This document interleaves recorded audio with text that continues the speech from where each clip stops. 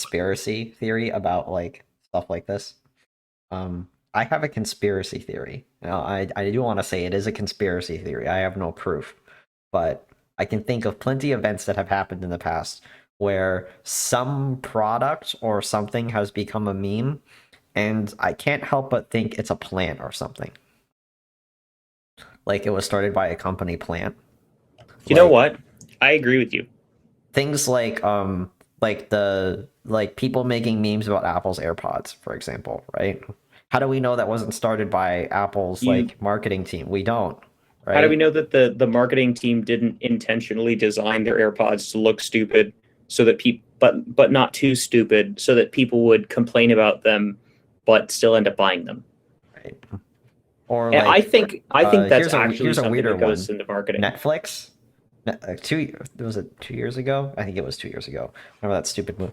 The movie Bird Box with Sandra Bullock. Bullock, what? Bullock. It Bullock. is Bullock. I'll call her Sandra Bullock from now on. Um, she was terrible in that movie. That movie is awful, by the way. I don't recommend you see it. I haven't But seen it. literally everyone I know they were like, we need to see this movie. I'm like, why? And it's like, because we're at home for Christmas with our family and we need to go see it. And it's like, why do you need to see it? Because there's a challenge on Twitter of people doing stuff blindfolded. And I'm like, how do we know Netflix didn't get their army of their marketing team or some slave children in China or bots to like do all of this for them? I think that in recent years with social media, there has been a blurring of lines between money and power in the sense that, okay, I could push my way into the mind share with NordVPN by throwing a whole bunch of like NordVPN did, by throwing a whole bunch of money at marketing and get everyone to recognize my name. Or I could make one really clever meme and it cost me no money whatsoever, but it's really, really clever, and everyone starts talking about it. And that, yeah, I would actually kind of be surprised if companies weren't trying to figure out how to turn their products into a meme. Oh boy, do we still have our beautiful faces? Oh, it's so much. Am I in like Yeah. a lab now? No, you're in Marquez Brownlee's studio Oh boy. with one of those big iMacs, one of those big new iPad-esque iMacs, It's beautiful. and a Zoom recorder. And you're in your kitchen. Yeah, and a kitchen that's actually built out of an old military bunker. That is cutting off the top of your head, but then again, the top of your head was cut off anyway, so Yeah, I don't think I can do about that. yeah. There's a super secret project to try to remedy this. I still think that we need to figure out how to use face the vid to vid thing. Working There's on got to it. be a way to do it. Yeah, really working on it. It's work in progress. But hello everybody. Today there's not really much on the agenda today. I mean, that isn't already beaten to death by everybody else. We have Apple's App Store changes, which You know, everyone what? I don't entirely know about that. I haven't actually heard anyone talk about the legislation that got passed in Australia. Oh, okay. So yeah, that we'll work on And I the. mean, I'm sure it's coming, but I mean, like, it's not something anyone has gotten around other than news agencies, like written news agencies. None of the video content has gotten around to it. Well, we can just discuss it. I think it's worth discussing because Oh yeah, I know some things that might be valuable. And to top it off, we also have Microsoft fumbling more Windows 11 communication as usual. So wait, Microsoft fumbling communication with people? No, no, no, what have they been doing they for the never, last 40 years? they Oh, never would do that. yeah, disappointing. All right. I know you wanted to talk. We were talking about this as we were trying to get things set up. You said you wanted to do something with sound in computers, Yeah, sound so drivers. I think that drivers in computer in general tend to be really complicated because I feel like the drivers, because drivers in the computer come down to using a very specific function of the hardware in order to do a thing, like a video driver or an audio driver, it means that whatever program it is has to be able, you have to get that hardware to communicate on a universal level with all of the other devices. And there are just so many different implementations that I feel like that like audio drivers kind of are partially excused for always having problems, only because they're so complicated. But then again, given how integrated, or given how long a lot of these drivers have been out, the fact that they're still broken kind of doesn't make sense. I mean, like when I was going through like audio drivers, well, actually, I don't know, because like I don't think I really struggled with it, mostly because I know what I have. Um, but all of my life I've used Intel Audio. Yeah, I can't really escape it. Literally every computer I use seems to have Intel Audio, except my desktop. It has Realtek audio drivers. Does it have a Realtek Wi-Fi chip? No, no Wi-Fi. Do any of your devices have Realtek Wi-Fi? No, only Intel Oh, Wi-Fi. Even speaking of my my, even my work computer has Intel Wi-Fi. you know what? My computer has Realtek Wi-Fi. I need to update my system. I definitely need to update my system. What, your Windows 10 machine? Yeah, because there was as you did hear about that. There was a 0 day found with Realtek audio or Realtek Realtek Wi-Fi drivers. Wi-Fi drivers. That's old So, news though. That's really old. That's from last year. uh, no, there was Is there another something one? recently, CVE 2021. So it's definitely a recent thing. So we're looking for CVE 2021. Something related to Realtek? Oh, it's from Juniper, but oh, actually, from Realtek themselves. Let's read this instead. And of course, they brand it with only the best uh, watermark in the world. Oh, it's on routers. Yeah, Oh, this is different. Oh, so not really Wi-Fi, but routers. which Routers is a whole nother level. and here's the thing that I don't entirely understand. That is, I mean, they don't give you at least I can't find a nice, convenient list of here are all of the devices that are affected. It's like anything using this platform, and it's like I don't know if I'm using that platform because that's kind of an API that's hidden from me. Yeah, just assume you're bitten. That's Yeah, yeah, I know. because the drivers are the same all around. You know, they haven't updated their drivers since like 2016. This is why I hate Realtek.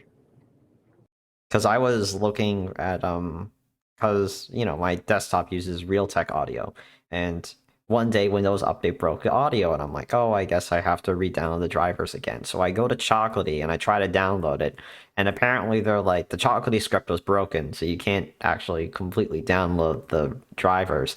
But I followed the URL from the PowerShell script, and then I just downloaded it normally, and it worked just fine. And I installed it. I rebooted my computer, downloaded Windows Update for August, and I was like, "Oh, look, it works again." And yeah, apparently the date on it was from 2016. I don't know about routers though. I don't know anything about this. I mean, you know, there is a package in. There's a Debian package which contains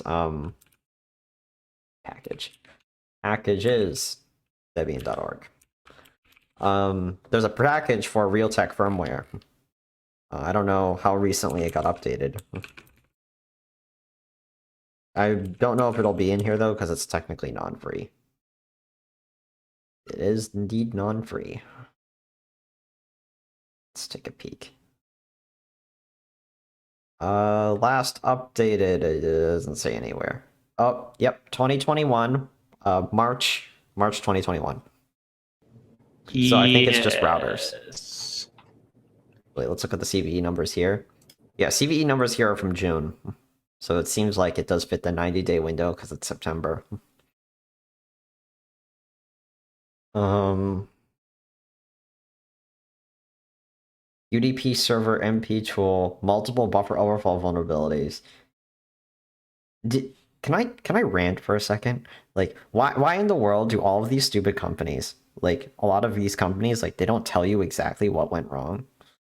Like, I think I'm giving Realtek a lot of crap, even though they do better than some other people. But like, there are some companies like Apple, for example, when you read their security documents, their information or Microsoft vulnerabilities that aren't in the hidden RSS feed, they're so vague. They don't tell you what actually got fixed.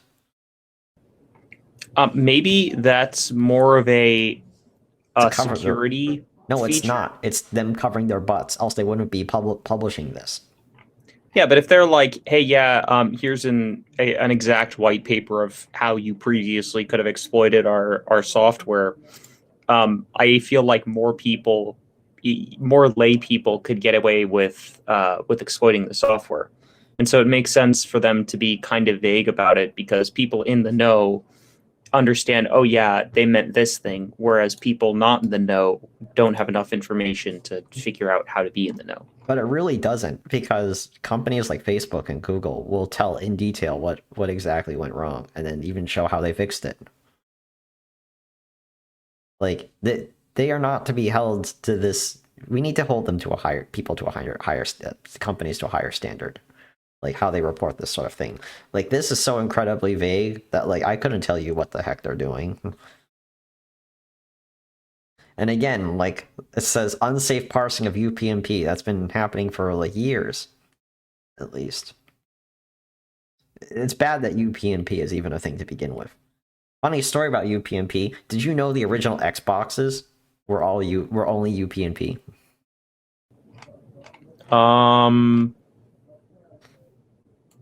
I don't entirely understand what UPnP is. UPnP is universal plug and play, and what it does is it opens up your device's ports to the network dynamically as they're requested.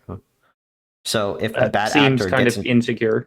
Oh, it's horribly insecure. So when a bad actor gets access to your network, they can go up to a device that supports UPnP and say, "Hey, can you let me into port 443, for example?" And they'll be like, "Oh yeah, okay, you can come right in." And so, what is mitigation that's usually present on most devices Turn it against off. that? Turn it off. Yeah. And So you Xbox just has close had a down all ports. UPnP by default for at least through they stopped with the Xbox One, but up until then they had used it by default. Like that's the best example I have of UPnP. I know games like Warframe, for example, also have UPnP enabled by default.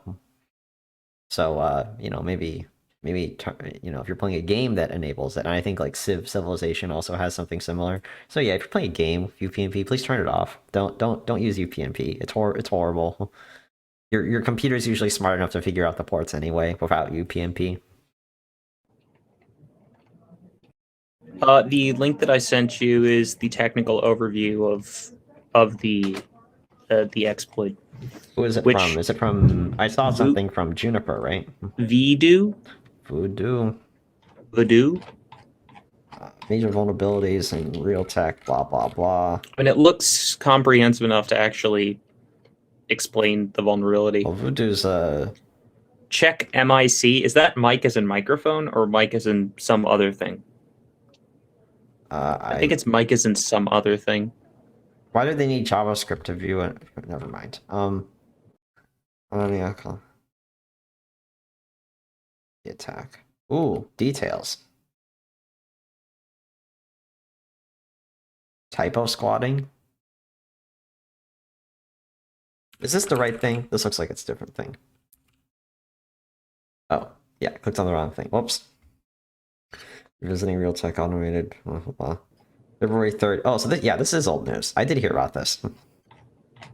This is February of this year, though. Yeah, I know. I did hear about this one. I just didn't care too much about it because I think it's restricted to routers. I do remember seeing this paper.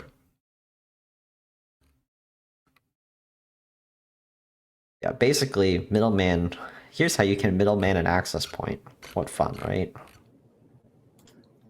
No, it's the CVEs some of the they're like some of the CVEs rated at a level of 10 because you can have complete remote code execution, and Yeah, I there's know. This is not a mitigation this of is as it, bad as it gets. which it's like no click remote code execution. If you are connected to the internet and someone targets this at you, then you're done. Any It's like, version built after January 11th is completely patched against all above issues. Any updated versions, you basically go to a Realtek's website and download your firmware. But what normal person is going to do that? yeah, but would it? I mean, then again, most of the routers, I want to say, like, I have a Netgear router, and I know Netgear uses these chips. I don't know if my router has these chips. But with the Netgear routers default to auto updating their firmwares. Or actually, no, I don't think the Netgears do. The Asus router that I have defaults to auto updating its firmware, but I don't think my router does. So yeah, that's one thing that I don't entirely get. Why don't Wi-Fi routers all have auto updating features? The Like, good why is ones do. and follow up question: why do routers run Linux kernel like 2.7 rather than like the current one? I Wouldn't it? vaguely remember there being a reason, but it has to do with the microarchitecture they're built on.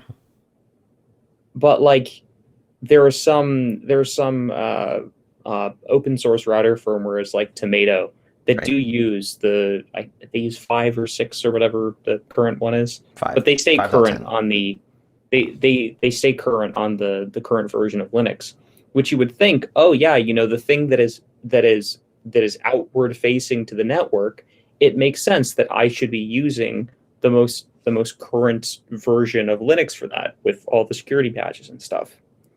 And usually there aren't more vulnerabilities in the newer stuff. There's usually less vulnerabilities in the newer stuff. So here I have my Linux kernel. It's actually 5.13.12.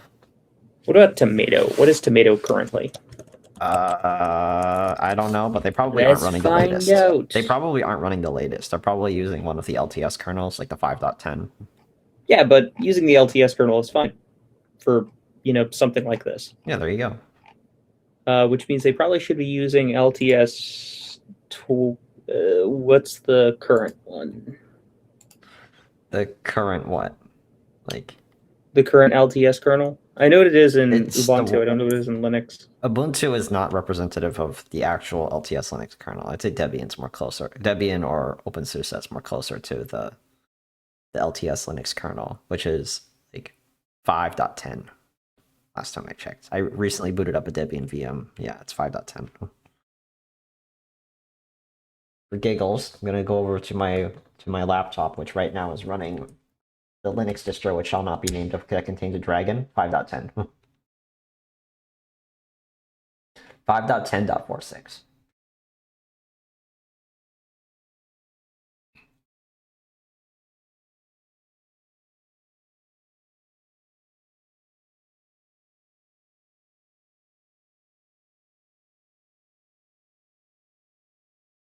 I think.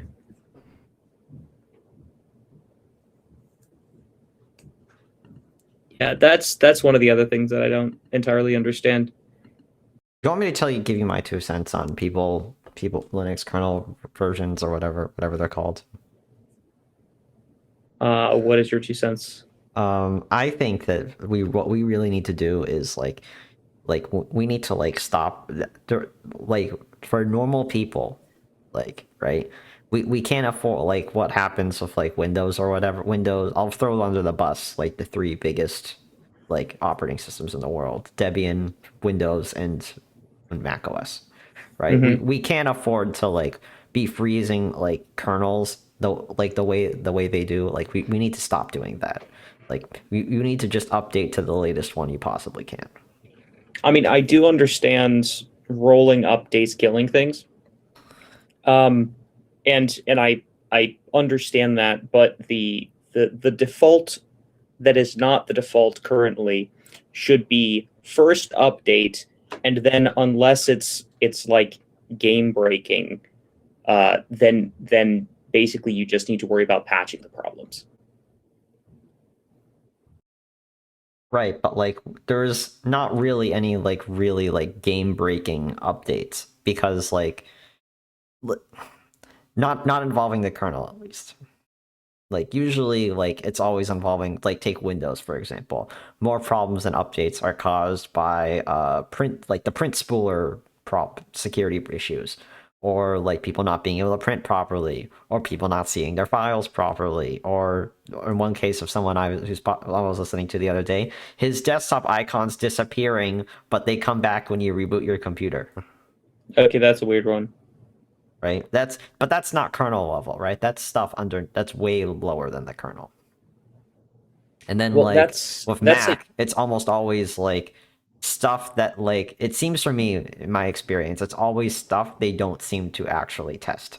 Like because they assume people won't notice. Things like for example, I have a Mac, there's a Mac that I have regular access to. I've told you about this. It will not boot up on Big Sur because Apple didn't properly test the support for Fusion drives on iMacs, even though they say they support them. So we have to boot that Mac off of a portable SSD rather than using the actual like Fusion drive inside the Mac. I mean, you can't upgrade the drives inside of a Mac. I mean, it's a pain, but you can. No, that's a whole nother story for another day. The I think I agree with you. Apple tends not to update the things that it doesn't seem to. It's like things that they don't seem to think that the average user would care about, or things that people can't complain loudly about. So one of the issues that I'm having is with the Wi-Fi or the my VPN not working correctly. Now I'm not entirely sure whether that's NordVPN not working correctly or whether that's Apple not working correctly, but it at very least it is that Apple changed the way that things were done and it didn't allow any backwards compatibility and just kind of like left. I think maybe that's it. It's that Apple doesn't worry about backwards compatibility ultimately. At the end of the day, Apple doesn't care about backwards compatibility. Apple says, okay, we're moving on, and if you don't want to move on with us, then sorry. Like if we're gonna rank people in terms of like backwards compatibility, like who has the best backwards compatibility? Debian. No, Windows. Oh yeah, I guess Windows does because Windows has like it's like running in different environment things. Also, they still have Win32. That's proof that like they want to keep stuff backwards compatible.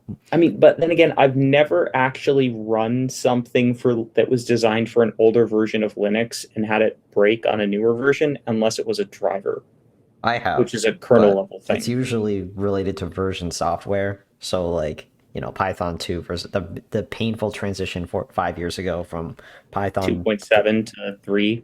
no to like Python 2.7 to 3. That was Yeah. like the worst. Like I remember that week I flat out could not open Calibre. I'm like, why? It's because Calibre wasn't updated was updated to Python 3.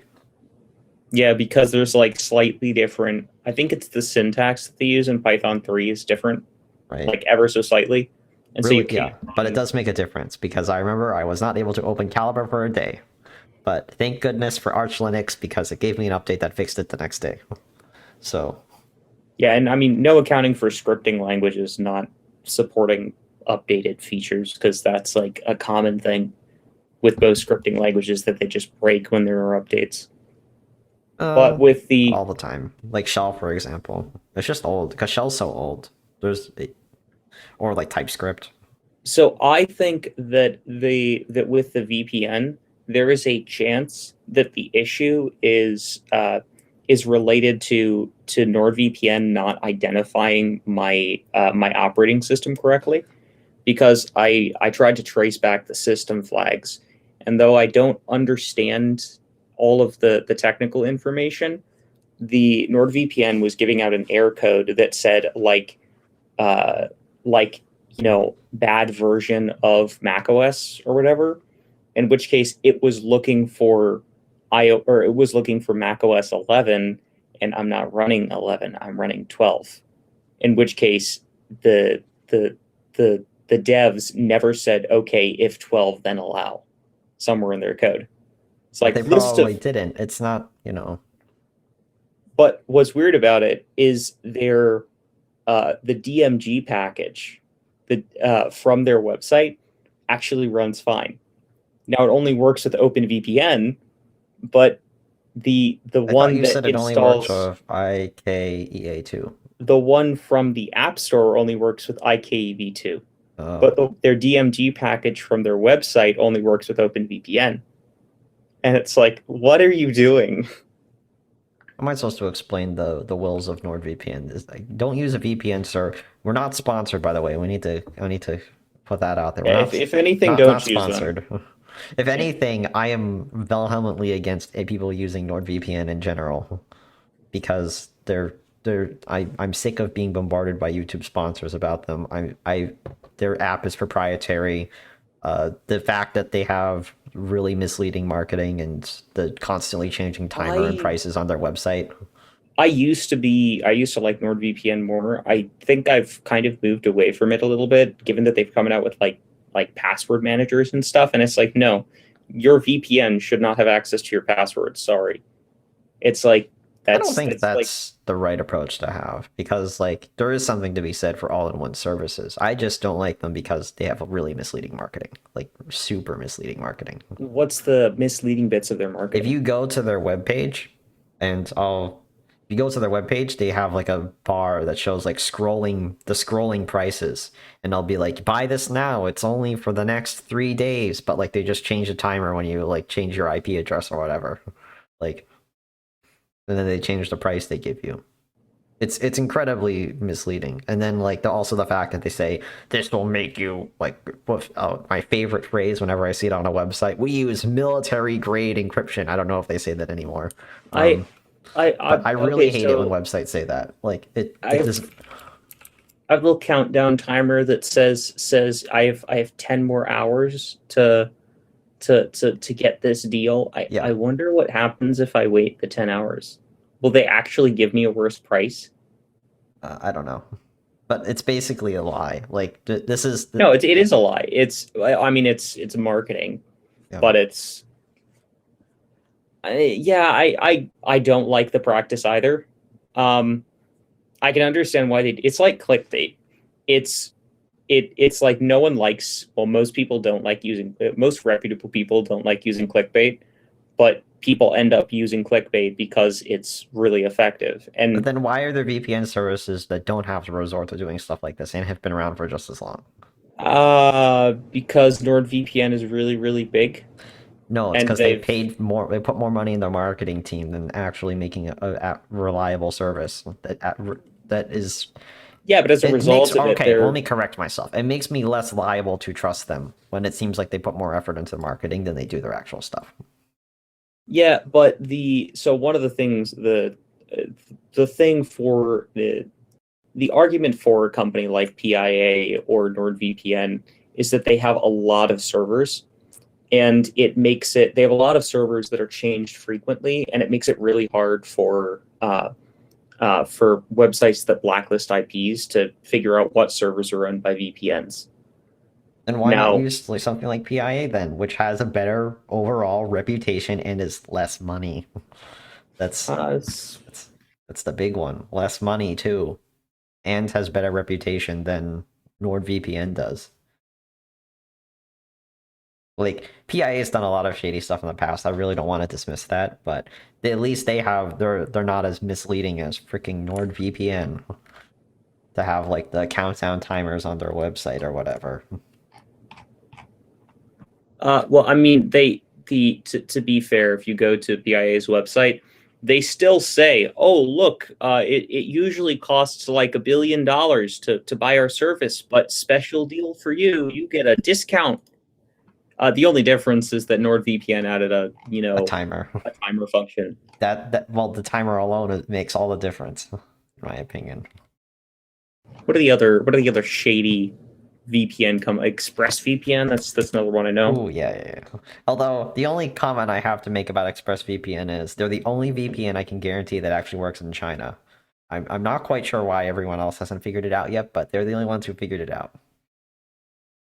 Okay, they actually have. They're actually, you can actually pay less or pay more if you want to with ExpressVPN. What do you mean But by they that? take Bitcoin. Yeah, they do take Bitcoin. What of I it? think they also take like Monero and the other ones as well. I would assume. I haven't used ExpressVPN. Basically don't What use the them heck unless you're is going to Mint? China. That's my opinion on ExpressVPN. They're overpriced. Don't use them unless you're going to China. They're really overpriced. That's all I have to say about them. You do want to use them if you're going to China. Otherwise, hard pass. Like that's it. That's all I have to say about ExpressVPN. I do get irritated by seeing sponsors by them too. I don't know. I think that for VPN companies, as long as it's not like a shady company, which sometimes you do get shady companies that are TorGuard, IPVanish, PureVPN. yeah, I'll and throw them under the you bus. get ones like those that are like, these seem kind of shady, in which case I don't like advertisements for those. But if you're like basically, I mean, like NordVPN, BIA, basically they might as well be the same service. The fact that you're paying one company over the other is kind of incidental for the most part. Um, and and for things like that, it's like, okay, yeah, marketing or whatever. I mean, someone has to make money somewhere. It's not the worst thing that could happen. They do a better job than NordVPN does. Let's put it that way. I don't know. I haven't seen advertisements for NordVPN recently. Yeah, I haven't either, believe it or not. I just know it's a meme. Like, I think what these companies, and here's my guess, what these companies do is they push their way into the market by putting an enormous amount of money into advertising all at once, and then they have such a market saturation at for a short period of time that everyone talks about them. And the thing is like the meme of NordVPN ads are kind of like an ad in themselves yeah. because they've been so annoying for so long that they end up becoming a meme, in which case they kind of take up a little corner of the mind share. Can I explain my conspiracy theory about like stuff like this?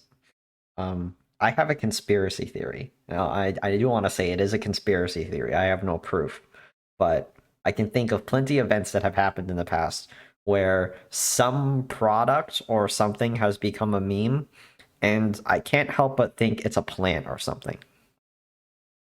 Like it was started by a company plant. You know Like what? I agree with you. things like the like people making memes about Apple's AirPods, for example, right? How do we know that wasn't started by Apple's You like marketing team? We don't, How do we right? know that the marketing team didn't intentionally design their AirPods to look stupid so that people but not too stupid so that people would complain about them but still end up buying them? Right.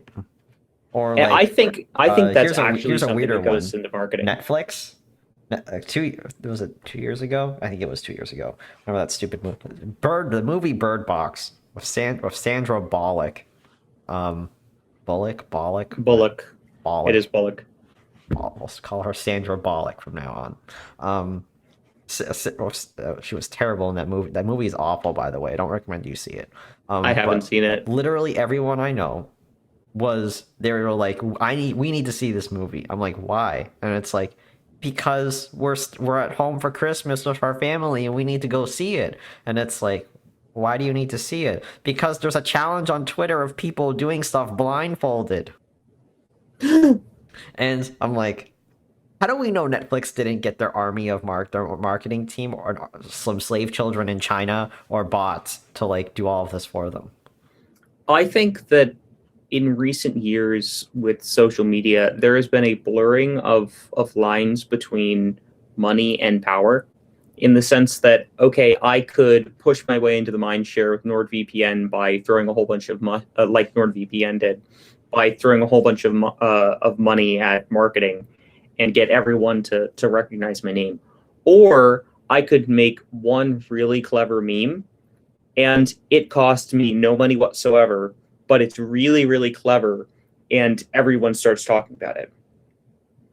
And that, yeah, I would actually kind of be surprised if companies weren't trying to figure out how to turn their products into a meme.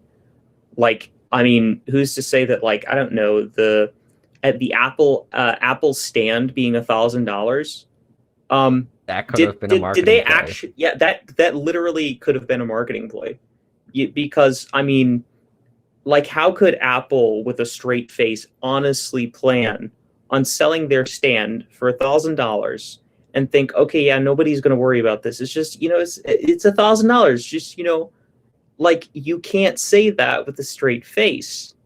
They're like, oh, And you don't have to buy this. You could just buy a computer stand from anyone else. yeah, but it's, or the $400 wheels for the Mac, or even better yet, the the thing that Apple does with their Apple watches, where they contract, like, what's the one that they do right now, Hermes, I think, or like Louis Vuitton or whatever, I think it's and they, Hermes. yeah, I think it's Hermes, but it's, some high end manufacturer of something that's that is basically a meme in themselves, and they contract through those in order to make a watch band. Like, do you know what the difference between the Hermes Apple Watch is and the normal Apple Watch? Nothing. No, there actually is. There's one thing. There's a little stencil down in, like, the cord, like, on the back of it. If you look at the etching, it does say Hermes in there somewhere, and it has a leather band that was made by Hermes. That's it. That's it. It's not It's like special in any Supreme, other but way. for Apple Watches.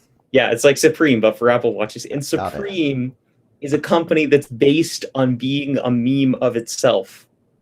Because one of my friends, he was like, "Oh yeah, I went to Korea," and then he said he came back wearing like a Supreme shirt. I'm like, "Where'd you get this?" And he was like, "Oh, it's because they get slave shop labor to make this for dirt cheap."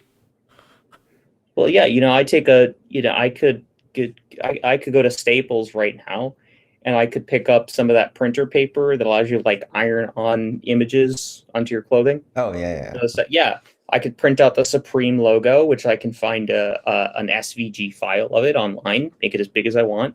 Just put it on a shirt or whatever. And now I have a product that is indistinguishable from Supreme. The only difference is Supreme didn't make it. But, like, it is the part of the meme of Supreme is the fact that people buy stupid products made by the company. It's like it is a meme unto itself. It is a company that's advertising is done through memes. Yeah, the only other big tech company that even remotely resembles that is Apple, because everyone else just fumbles their marketing. Tesla, which doesn't have marketing. That is true. They have well, their marketing is Elon going on Twitter and saying whatever he wants. Yeah, but you see, the thing is I think that Tesla has realized that if they're clever enough, they don't need a marketing department. And so I'm with you on that. I think that a lot of times companies do stupid things in order to I think companies do stupid things in order to make them a meme. The question, and I think almost that's uncontroversial, that people understand that. I think the controversial issue that I also agree with you about is whether or not companies buy people to go online to post stuff about them. I don't want to say by people, but like they plant strategic spreading. Let's put it that way. Yeah. So here's the thing though, like,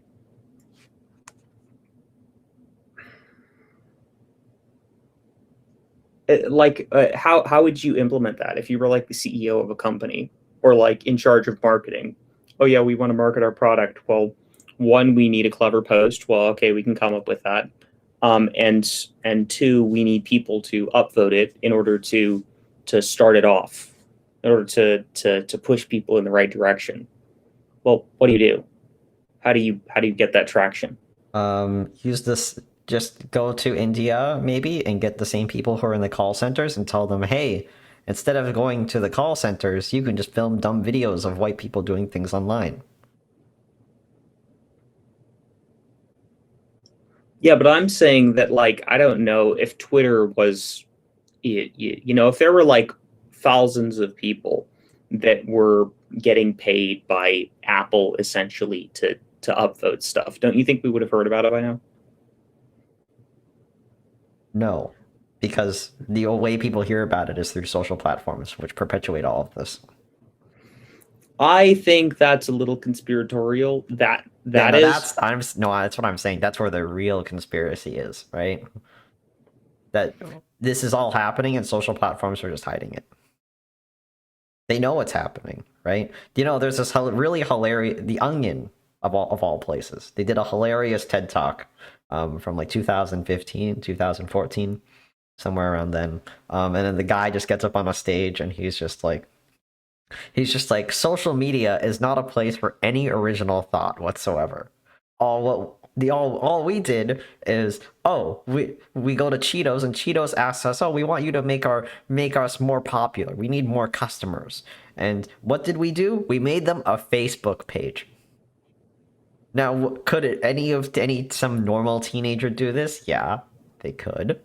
But we did it to them and got paid. And then what you Mm, do is you just pay a bunch of bots to go and like the Facebook page. yeah, but like, I don't know. Let's say that you're a big corporation like Twitter, and there are other big corporations or other players that you don't like. If you have a corporation that comes to you, your Twitter, you have your metadata and whatever, and you can see that there are like thousands of bots upvoting just comments about this one company. Do you let that happen? Do you censor those bots? Or even better, let's say that you're like a tech researcher somewhere. There are plenty of them online, that doesn't like Twitter. And so you scrape through Twitter and you notice that there are all of these bot accounts upvoting a company like Apple. Um, wouldn't you report on it and say, hey, yeah, look, I can prove all of these are bot accounts. Can you see, look, they're bot accounts. Um, now, why are all of these bot accounts only upvoting Apple comments or, big corporation comments? You can't search. It's not like Twitter isn't like Facebook. You can't search who did what on their thing, like who Yeah, I what. guess you can't trace back who liked a tweet. You can only trace back who commented on it Like you on a could tweet. say on like Facebook, for example. I'd say that's more plausible. Um, but with like platforms like Twitter and YouTube, be less so of YouTube because of how the comment section works. But in terms of like botting and dislike botting, we've gotten a few like and dislike bots on our channel somehow. Uh, the, you can't really prove anything with likes and dislikes on YouTube, but like with comments, for example, you can actually definitively prove, yeah, this person's probably a bot. Especially when they upload no videos and tell you to use some gift card scheme that is totally not going to crypto mine you. Hmm. I mean, I guess like the big brain move would be, if I'm a hacksaw and I want to create a bot network, I guess what I would do is I would get people's login credentials for things like, or, actually I would make what's the term we're supposed to use now instead of slave devices? Zombie? Zombie. I Yeah. would make a whole bunch of zombie devices, I mean, and people have always used the word zombie, even before it wasn't politically correct. Whatever you said before was whatever you're thinking was politically incorrect. yeah, I think but the It's the change in terminology, terminology, right? yeah, it's the terminology, which I mean is understandable. But like terminology aside, I would uh, create a whole bunch of zombie devices. Like I'm talking on a laptop. Someone compromises this laptop, and rather than, like, I don't know, trying to lock down my account or whatever, and get a quick buck off of me. Well, this device, it just is now a slave for YouTube videos. And, just every once in a while in the background, without me knowing, it pushes something to Firefox start to start saying, oh yeah, I'm watching a video or I'm upvoting a video, in which case, you do that 100,000 times over and a video now is on trending. And it wouldn't be difficult for one person to pull off reasonably. It'd just be expensive.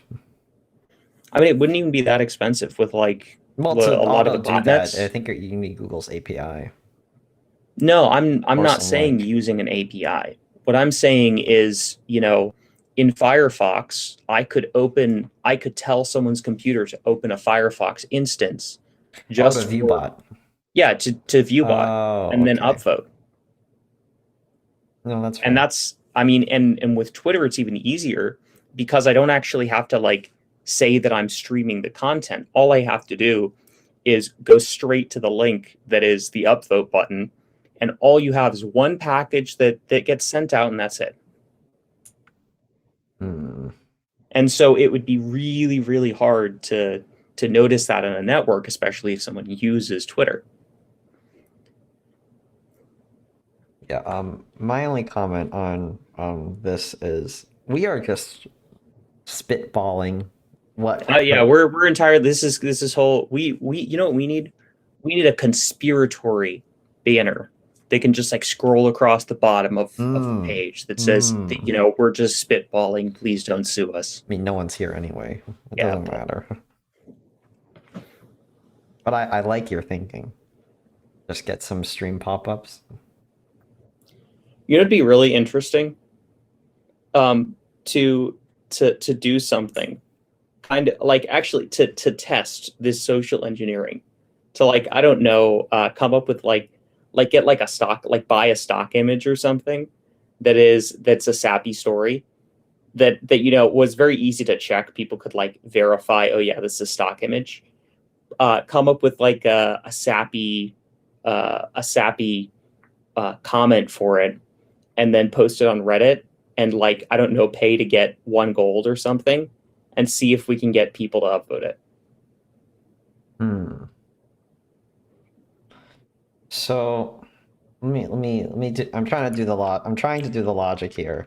So like I'm trying to think. So I get a picture of Hide Your Pain Harold, and then maybe make a meme. What's a good meme? Like, what do Reddit people like? They really like COVID. Maybe something. Maybe some COVID joke. I don't I know. don't know. I haven't been on Reddit recently because it's kind of become a huge cesspool. I don't know. Whatever people do, and then Hide Your Pain Harold. Just get a picture of that poor Hungarian man and put with this painful smile, and then maybe get the impact font and some text. Right? Is that what you're thinking? Maybe. I think that what would be interesting is to kind of like pull a stunt on Reddit where, like, we are or we are tech streamers, tech YouTubers per se, and what we're doing is proving a point that that these bots can be very easy to manufacture with very little effort. See, the thing is, they don't necessarily need us for proof because, like, It'd be I show this all interesting. the time. The Follower Factory report from by the New York Times by that You know it company would in New be York which just makes fake robots. what would be really interesting to do is to create such a post live on stream at some point, and then watch to see what happens. And then, like, because we're a small channel, no one's noticing that we're doing this. But if we get, I don't know, 10,000 upvotes on Reddit, and I don't know, someone guilds us. Well, that I would qualify that as successful. In which case, we can then make a YouTube video or something out of it. I think that'd be really interesting. So what kind of meme are we talking about? I don't know, just like a proof that it's very easy to make a bot. That's what I'm Okay, looking here's a at. good one. I just thought of this just now. Why don't we make a meme involving something involving females on the internet? Because it's always a joke that whenever someone says they're female, that people just flock to them in like Twitch or like Reddit or something. Mm, mm, Or, I don't know. We always but could. you We also all. said there is a certain oomph to like the fake sob story. Hmm. I mean, I also don't want people like if people do figure out, oh yeah, it's this one channel that does something. I don't want people to be pissed off about it Yeah, because I want to prove a point. It's like I don't want to piss people off. Like if you come up with a fake sob story and someone gives you gold that then they feel like they got cheated out of something. right. But if you I don't know if you have a meme and it's like I don't know if you look up like old memes from like 3 years ago or something that got really got lots of upvotes. Well, reposting those is a common thing that Reddit does, or lots of accounts do, and you could prove, yeah, look, we're gonna do that. Post old memes and see how many upvotes we can get. Okay.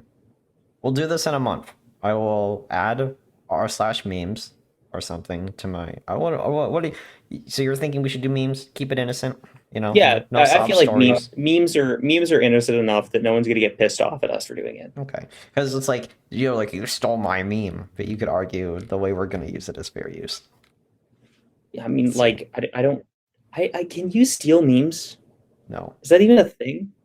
I don't I feel know. like memes kind of, I feel like the definition of a meme is like the contagious idea that belongs to the hive mind, and by nature of it being a meme, it doesn't belong to you anymore. That's Hmm. my opinion on a meme. Oh, No, yeah, well, that's an idea to try at some point in the future. I think it'd be interesting. yep. Let's say do it in a month so I can collect some data, and then I'll just make a JQ script to scrape the top pictures, and then I'll get the top 6 pictures, and then I'll just do that for a month, and then I'll get cracking. So what's the Apple topic that we were talking about today? The App Store changes for Oh yes. people being allowed to use third-party payment processors without Apple's restricting them, and we're totally not forced by government agencies to do so. Do you have the tweet that whoever it was posted about that tried to make it look really innocent? I have their blog post. There was I want to say it was a tweet of who's the spokesperson for Apple. I forget his name. Craig Federighi. Yeah, I think it was Craig Federighi had a post that was essentially like, "Oh yes, we're doing this for the good of the consumer or whatever." And it's like, "No, you're not. You were forced by a government." Does he even have a Twitter?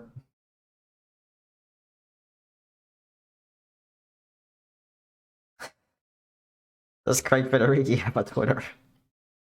Don't even know. Was it Tim Cook? Might have been Tim Cook. Tim Cook is Super Apple.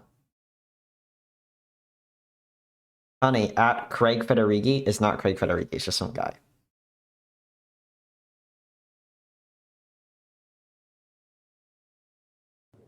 Well, I mean, like if you go to at Trump, it's not actually It's Trump. not we know Trump's handle was real Donald Trump, not Yeah, but that's because all basically, if you have a name, it has already been taken by Twitter or by some Twitter bot. like the poor lady who got her Twitter account stolen because it was at Satan. She got SIM swapped by some people on OG users. Really then they stole her Steam and Snapchat account. Yeah, really unfortunate. Because she had at Satan on Twitter, at Satan on Instagram, and at Satan on Steam. And then they stole her Twitter account and her Steam account and her Snapchat account. Yeah, really, really sad. Reply All have a really nice podcast about it. You can go listen to them. Here is something in the Apple newsroom about it. Yes, Apple US developers agreed to App Store updates that will support businesses and maintain great experiences for the. I was laughing when I read this. Yeah, and it's They supposed to tried be to spin like, this as like oh, we're doing this because we saw that people really wanted to, and it's on the reality it's the government's like, you need to do this, like we're gonna make you lost the class action, now do it, like it's hilarious. This whole thing is just comedy gold. Following a productive dialogue, Apple and the plaintiffs in the Cameron A. All versus Apple developer suit reached an agreement that identifies several priorities shared by Apple and small developers, including, but not limited to, App Store searching to make user easier for Apple not to prioritize their own applications above everything else. Number two, give developers more flexibility to reach customers by making them, if they make less than a certain amount of money, they don't have to pay the full 30%. I'll take baby steps where I can. I'm not paying the 30%. Apple will also increase the number of price points available to developers for subscriptions, in-app purchases, paid apps, and fewer than more than 100 or 500. Okay, whatever. Maintain developer rejection of app-based option. Oh, you can appeal the process, but Apple almost never lets people in if you appeal the process. They they're just still say, not no, we letting were you. right. We were right in banning you. You can stay out of here.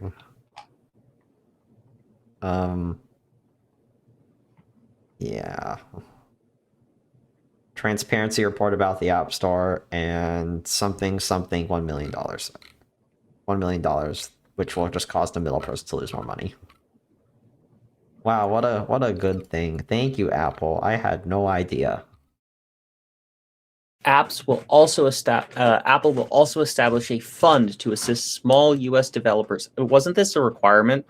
Actually, That yeah. was from the lawsuit. Particularly as the world continues to suffer from the effect of COVID-19, eligible developers must have earned less than $1 million through the U.S. storefront for all apps for all of their apps in every calendar year in which the developer had an account between June 4th, 2015 and April 26th, 2021. In other words, if you've ever earned more than $1 million on the App Store, you can't use this. Encompassing 99% of developers in the US. Details will be available at a later date and so on. But in other words, we're going to make like the average person happy, but if you've actually like ever made money on the App Store, then no, sorry. Doesn't count. Yeah, you already lost your 30%. Everyone else now, it's 15. Yay. Until you make $1 million and then it suddenly changes to 30 million, which I don't know if they've clarified that. I'm pretty sure They did. that at least that it just switches over. Yeah. Yeah, that's ridiculous. That's ridiculous. It's like, oh yeah, you suddenly made you made like a couple bucks more. Well, looks like you just suddenly lost money because you made more money. Apple. Yay. But this is Apple. Okay, also Japan and Apple. This actually came out today, sort of related. And totally not forced upon by the Japanese government of the Japanese Trade Commission, who are technically an extension of the government. Blah blah blah. The trade agreement includes the allowing reader apps to include in-app links for users who set up accounts, and I think this is huge, right? Because before Netflix, well, if you use the Netflix app on your iPhone or whatever, they don't let you sign up for Netflix on your iPhone. You have to go to Netflix's website and then sign up, and they're not allowed to link it. Yeah, and that has to do, I want to say, with the way that Apple charges tax, which comes down to like if you, because of the way that Apple's store payment plans work, if you were able to log to create an account on Netflix from the device, then you would be paying Netflix from that app, in which case then Apple needs a revenue cut from those sales. But because you have to make it online, you websites don't make or Apple doesn't make a cut from that. Do you see what I'm saying? Yeah. So because you're not creating your account from the App Store, Apple doesn't get their payment. Now, what I think would be fair for Apple to do is allow like require that App Store developers allow sign in with Apple without forcing them to use it. I think that requiring App Store developers to have sign in with Apple, um, even though people could have an alternative, would be a good thing. But frankly, I think that shouldn't end up shooting people in the foot for using, or it shouldn't end up shooting the company in the foot for using Apple products. Yeah, I don't. Well, do you think Google's mostly evaded a lot of scrutiny from this, just because no one's raising a stink about it? Although they probably should be. They are almost always like copying Apple with like whatever they change, because they changed when they said, "Oh, we're gonna do the 15% thing." They changed that like when Apple said they were going to.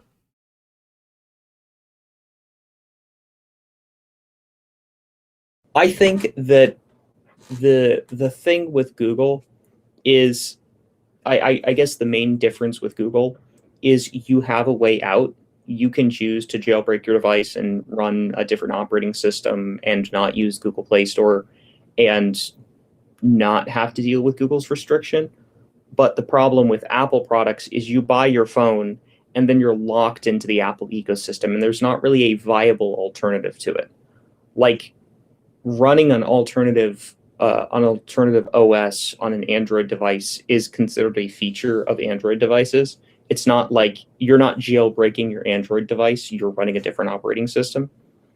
Whereas with a Mac with Apple products, you're considered to be jailbreaking your device. You're going against something that was never a feature of the product. In which case, within the confines of how Apple defines the world, they don't have a way for you to go around them, if that makes sense. Yeah. And that's what I don't like. Yeah. No. And I think that, and so that's why I think that Apple is more at fault than Google is. Because Google can just say, fine, you don't like us, leave. Whereas Apple can't. I I disagree with Google saying like, oh, you can just go leave per se, because even if you do leave, you're not really leaving. Because if I were to, because I'm going to be doing this very soon, I have on good authority that some really nice custom Android ROMs are in the works for the Google Pixel 5a, probably soon to be my next phone. It's like $400 something, but whatever. I'll survive that. Um, and the benefit would be that like you can you're still using Android underneath, even if I install a custom ROM that isn't related to Google or anything. I still have to have ties to Google just through the operating system. Even like at least the reliable custom ROMs, or like the ones that are based off of stock. Well, most of them are based off of stock Android, but like the one they'll download updates for you, like probably like every couple days. Like that's how it should be. Like you get an update like every couple days, as opposed to like on Apple where they only deliver you updates whenever they feel like it. And then with stock, most like Android ROMs, like other developers, they only do it like once a month. I know Xiaomi Xiaomi is sort of, and Samsung are both really bad about this. And then there's the ones who don't do it at all. And I really don't know. I am. You're not really escaping. Okay. Um, and then it circles back to, oh, we should all just support Linux fonts while we can. So, like, let's pretend for a moment that we're not talking about phones, we're talking about computers.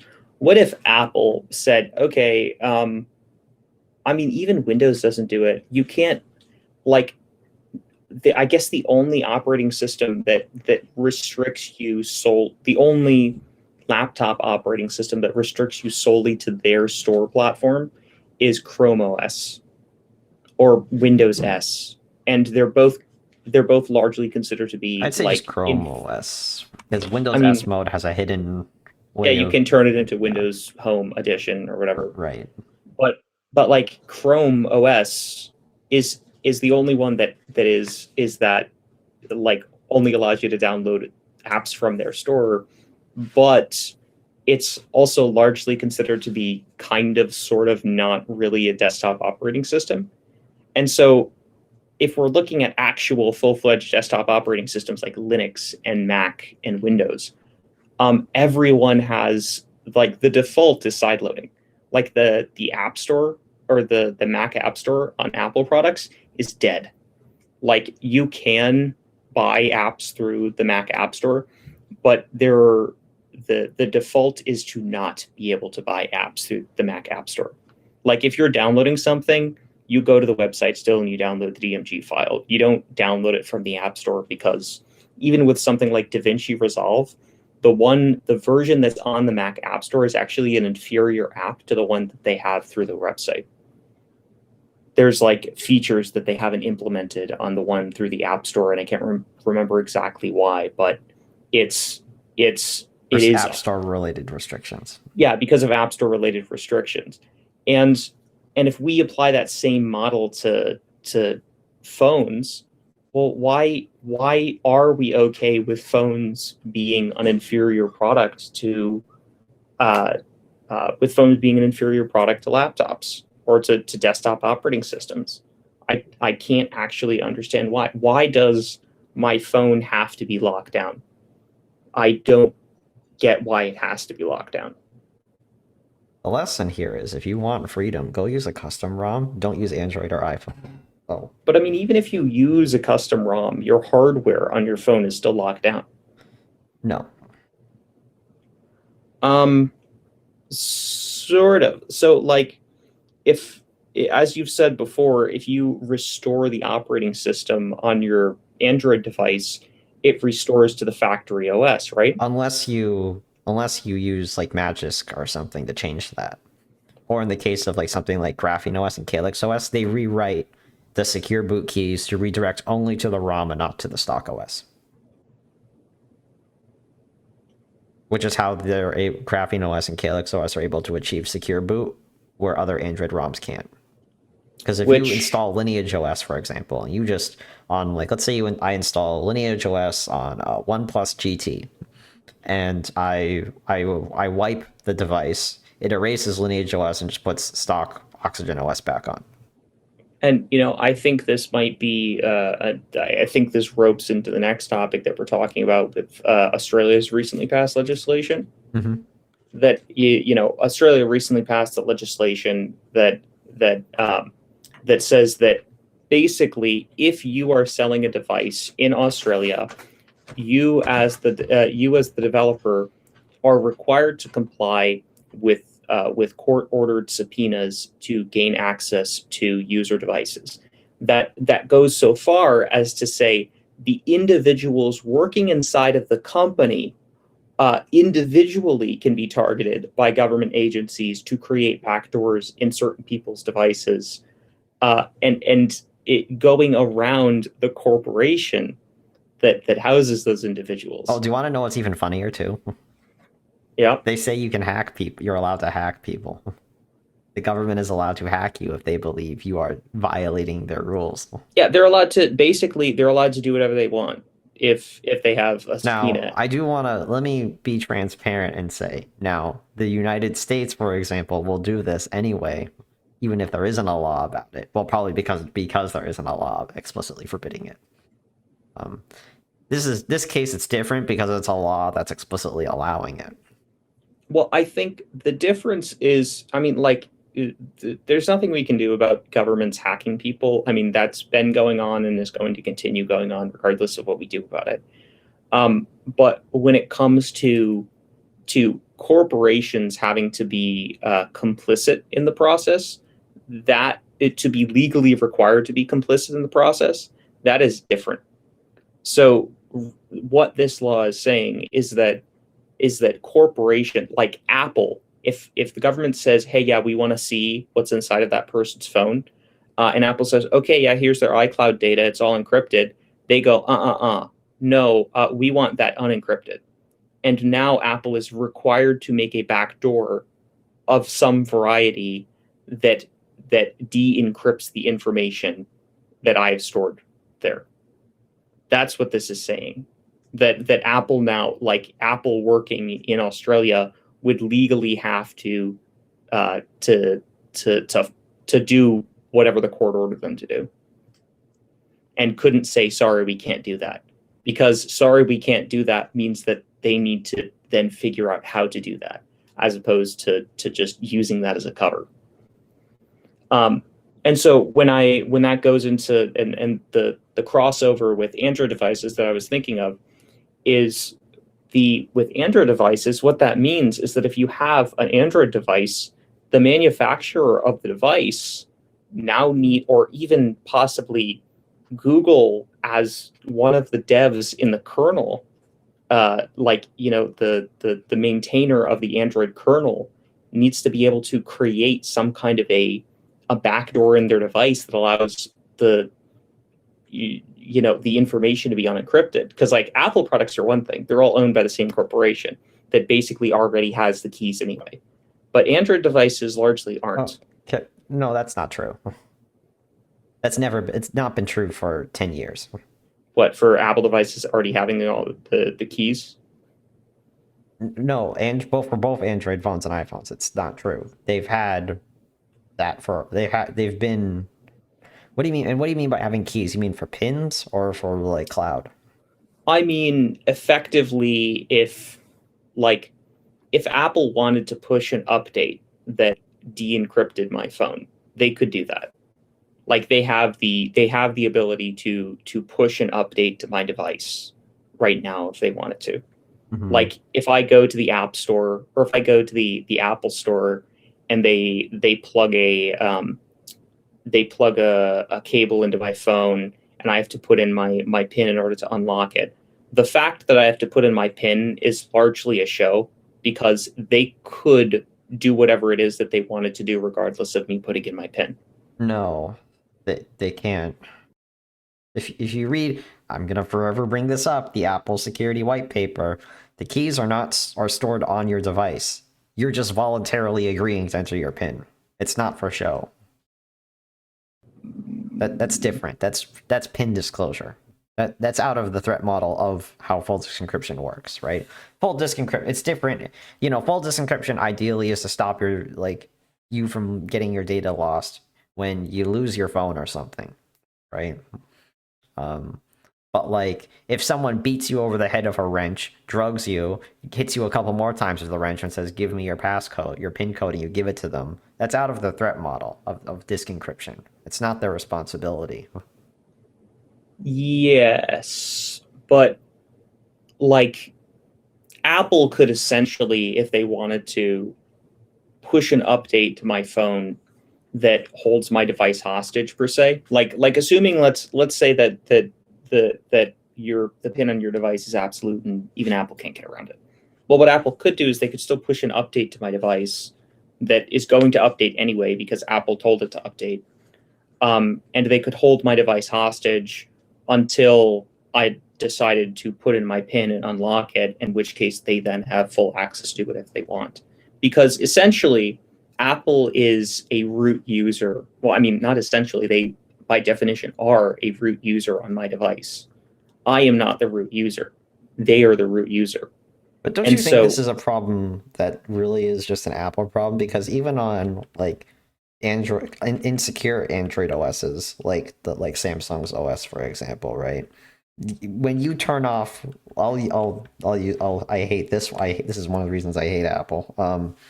When you turn off Wi-Fi in your phone or your iPad, Yeah, it doesn't and it actually doesn't turn it really, off. while it's on, and your phone is not in airplane mode, it doesn't actually turn it off. You have to go into system set. You have to go into settings and turn it off through there. Because it's still listening. They'll just say, "Oh, we'll turn it back on in 24 hours." You meant to do that, right? No, I want it off, please. Thank you very much. I don't need my Bluetooth on. Coupled with the fact that if you install a big Mac update to iOS or iPad OS, like say, I'll throw the example of iOS 14, for example, right? Back when people were deploying iOS 14, they will turn on all the radios in your device when it turns back on. Which I have run into issues before actually when I was in another country with my device for an extended period of time and I had to do an update.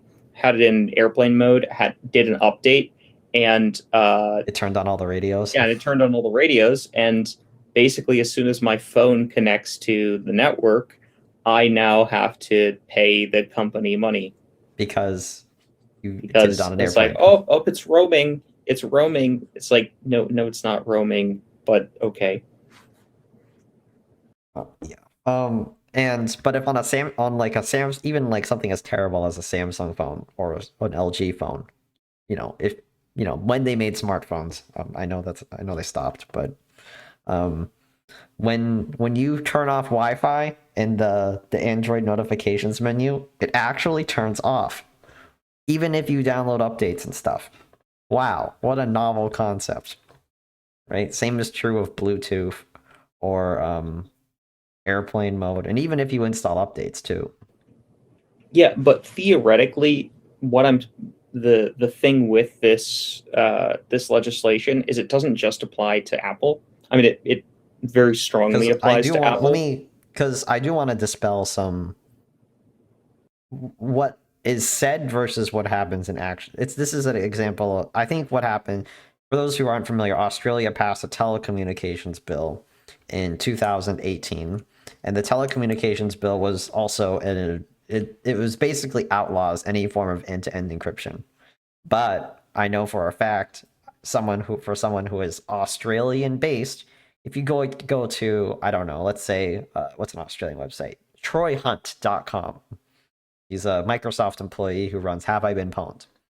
He is Australian, but if you go to his website, he is still technically using end-to-end encryption because he has a TLS certificate on his website. In fact, you could also make the argument that the Australian government on their own website is employing end-to-end encryption They violate their own laws. because they have Yeah, a DigiCert certificate in what is TLS. side note here? What is it about Australia that they seem to that they're like a Western country and function like any of the other West? I mean, like basically their people are largely and like their people's opinions are largely indistinguishable from your average American or British person or a European. They're basically another Western country.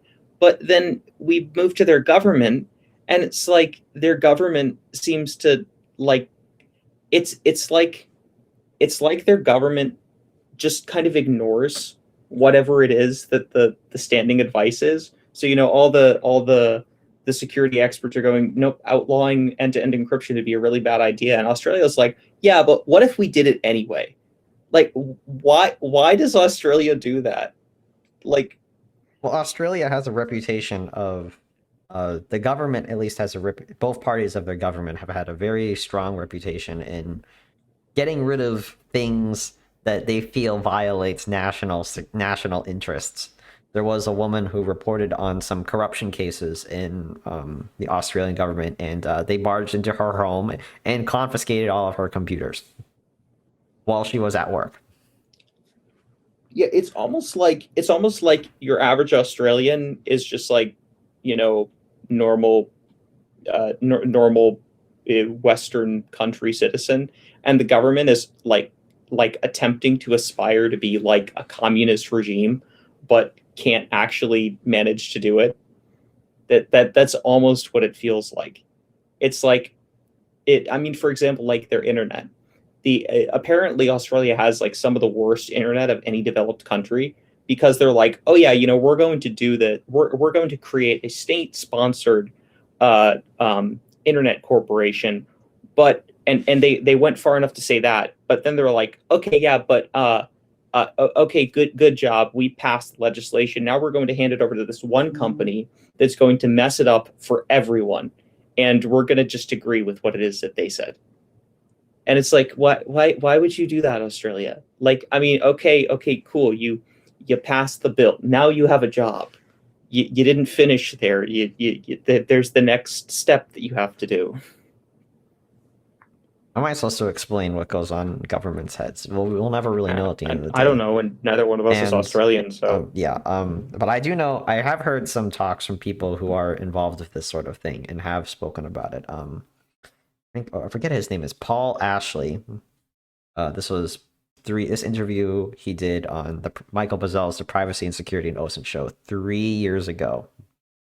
Back when the 2018 bill for anti-encryption was passed. And he said it really is like we're not really going to know until someone actually gets hurt by this. And he said, like, too, because the government's violating their own law, it's like, are they really going to do anything about this? And the odds are they probably won't until like some major terrorist event happens. yeah. But another example of a weird thing Australia has done, that weird thing where news corporations get paid by search engines like Google and Facebook. Yeah, that's really Um, dumb. yeah, that it's incredibly dumb. It takes like the whole concept of how Google makes money, how Google and Facebook make money, and turns it on its head. It's like so you just like you're freely admitting you're just being a cancer on these companies, right? It just so we're clear. Oh no, we're helping our news agencies. So yes, is what you're saying. Um, but that aside, the thing that they've passed with the news agencies is a good example. The it is something that doesn't really that doesn't really make sense. That there are corporations like Google and Facebook that said that they were going to pull out of the country if Australia passed it, and they haven't. Well, what happens if Australia tries to like enforce this new legislation? Like if Australia decides to say, okay, Apple, we really want to get into this person's phone. Here's a court order. You have to comply with this. What does Apple do? Does Apple then say, yeah, sorry, we're going to pull out of the country? Like, what is I think their? they honestly might, given the way They Apple's might. responded to the U.S. government in the past, which is honestly probably more threatening than the Australian government because it's their own domiciled country. Here is my conspiracy theory. If Apple, I mean, because there's been talk of this bill being passed for a long time, right? I'm Um, apparently I was wrong. I said that yesterday. I'm wrong. It's two separate bills, but okay. But one is it's specifically targeting anti-encryption. That's a 2018 bill. The 2021 bill that was passed a couple of days ago, that is for uh, national security interest. and it's possible that you so here's my conspiracy theory, and like if we had a conspiracy theory banner, here's where you would play it. What if Apple made the whole CSAM thing in order to appease companies, or in order to appease governments like Australia? So Australia says, hey, yeah, we want to know the information inside this person's phone. And Apple says, sorry, we can't give you that, but we can allow you to query any information inside this person's phone. Unless they have iCloud Photos turned off, and then it's useless. So what I'm saying is, what if like the technology's there? The fact that CSAM is being used to train photos is incidental. It could be, and the fact that CSAM is being used to train specific photos is rather incidental. It can be used to train general ideas of photos. But it's not being trained though. It's collecting hashes from NICMEC It's being databases or being whatever database they're told to use, it's being trained using neural hashes, which which is a happens really big on different thing. right. But that the difference is while the scanning process happens on devices, what actually ends up getting scanned is like known images, not unknown images. Yeah, there's Yeah, going to be false positives, but the at the end of the day, it's something that's no, really it's different. but it's not just a hash. And It's a then neural also, hash. it's also turned off if you turn off iCloud Photos. That's another thing that needs to be clarified. So in other words, so what I'm saying is you have an image and the AI looks at it and the AI says, I am 99% confident that this image it is this thing. In which case you take a snapshot of that and that gives you the neural hash. Well, what if you say, well, don't look for the specific image, look for the idea. Train it on some concept, like I don't know, uh, let's say the idea of puppies. Well, if it is a puppy, then send us the neural hash for true, and just make all puppies trigger this neural hash. Because what we're doing is we're training an AI to do a thing, and then we're looking to see if that AI did that thing, and so we could train it to do whatever we want. In which case, okay, if we could train general data sets, well, why couldn't we train it on things like text or anything else? In which case, basically, you have free access to query a device for whatever information you want without actually knowing what's in that device. In which case, Apple could then say, oh, yeah, we're respecting your privacy. This is privacy respecting. And it's like the most invasive privacy respecting kind of thing that could possibly exist. I think that's a little bit extreme. I mean, I read the paper, okay? You read it with me, right? There's there's a difference between like a known database versus the unknown. They're scanning the unknown and comparing it with the known, which doesn't mean they're collecting the unknown because of hashing. Yeah, but I mean, you read the paper. The neural hash. How are they training the neural hash, which is being done? The I'm neural assuming. hash isn't being trained. It just performs the same hashing process that NICMEC does at the moment. Because right, they said too, the feature is only available. That's scanning only is going to happen on U.S. phones, not on phones anywhere else in the world. The but the so like I don't know it, but you do need a way of communicating with it. There has to be a framework of some device of some variety that exists to train or to push Sends the through. information, and that's iCloud Photos. You turn off iCloud Photos, this doesn't actually get sent. Here. What are you looking for? Like, this isn't secret. I don't want to I want to be careful because this is something that people won't have access to for at least another month or two. So we can't explicitly say that it, but there are people looking at this and said, yes, it doesn't phone home if you turn off iCloud Photos. At least on the beta of iOS. Well, someone would have rang alarm bells, especially for how controversial this has been received.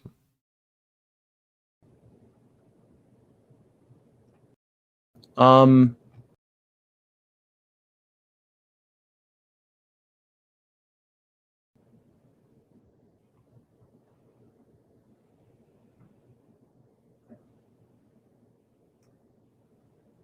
okay, so here's the excerpt. Neural hash is a perceptual hashing function that maps images to numbers. Perceptual hashing bases this number on features of the image instead of the precise values of the pixels in the image. The system computes these hashes by using an embedded network to produce image descriptors and then converting those descriptors to integers using a hyperplane LSH. So embedded networks to produce image descriptors. So in other words, you have image number 123 in the NoNo database, and that is a word per se to the neural hash, and it sees that image and it says, "Oh yeah, that's image 113." Yeah, that's what it's doing. In which case, I'm going to make. I mean, I'm not worried about it with Australia, but let's say religious symbolism. Well, that's a category. The same way that your phone identifies that you have a bowl of ramen. Well, that's a word, ramen, and it identifies that ramen. In which case, if you had a neural hash of all of the things in my phone, well, I have some pictures of bowls of ramen. In which case, you could query for the computer to sort through it and say, hey, yeah, does he have any pictures of ramen in his phone? Yeah, he does. There are some descriptors that have ramen in them. In which case, that appears to be what it is that they're doing now. I don't entirely understand exactly how it's functioning, but I don't think they actually explain exactly how it's functioning. No, they explain exactly how it works, but the real issue is that this whole thing is a slippery slope. Not that it's like insecure or anything, because I don't think there's enough test evidence that it is. The better assumption to make is, oh well, it's more appropriate to say that it can just someone could try to plant images on people's phones to send out like false alarms. And my conspiracy theory is that the slippery slope isn't CSAM as it exists right now, but CSAM as it evolves. Yeah. Because even if what I'm saying is entirely false, and a whole misinterpretation and whatnot, which it might be, and very well could be. Even if what I'm saying is false, that's not saying that that's not what Apple is going to move to. Like, so okay, well, CSAM seems to be working in the US, and we had our press coverage of it for a short period. Well, now people are tired of it and aren't going to be reporting on it anymore. Why don't we just evolve CSAM to CSAM 2 and have CSAM 2 have, more functionality, to do more things that to comply with, better yet, to comply with government regulation in some countries like China or Australia now. Why couldn't that happen? No, there's nothing that said it couldn't happen. Despite the fact they pledged it, people don't believe them because they've already ruined people's trust about their devices. In which case, Apple also gets to continue saying, yes, we are being privacy respecting. No one is allowed to see the stuff on your phone. But what's more, what I think is more weird to me is we already know for a fact that iCloud is not really end-to-end encrypted because Apple controls the keys. They have given it in court orders in the past to the government or to law enforcement or to, heck, even lawsuits that ask for it. Why would they go through all of this trouble when they could have just said, oh, we're just going to give law enforcement better access to iCloud? You mean Australia? No. They did this way before. Or you before. mean Apple? Apple. Because not Australia in particular. I'm talking about in particular. I mean, they have given answer to court orders related to iCloud to the Australian government. But I mean, like the stuff like the United States government, like with the Pensacola shooter, right? One of the things that the investigators from the U.S. government, the DoD department, did was they requested from Apple the court order from the shooters. And they asked for their iCloud accounts, and the terrorists were smart and didn't turn on iCloud. They turned it off. I think that ultimately it's bad optics for Apple. And what Apple's really concerned about is Apple is concerned about doing what it needs to do so that it doesn't get sued by the US government or any other government, but not doing that to the point that it gives them a bad reputation in the public mind. I mean, if they whatever they tried with this, they've already failed. To be honest. Yeah, but the thing with CSAM is they still can say, "Oh yeah, everyone else does it. We're doing it for a good purpose. Look, this is privacy respecting." They still have a cover, and that's not necessarily true with the Pensacola shooter, because if they did the thing with the Pensacola shooter, then they did go into someone's phone, assuming that they did. They didn't, but if they did go into someone's phone, and it proves to the average person that's very easily scared by things, look, they've done this. Here's evidence of a time that they did it, that's publicly in the news and everyone is talking about. Whereas that's it. If it's kind of this ephemeral thing, this idea that something that they have the ability to do something, that's different than actually doing the thing.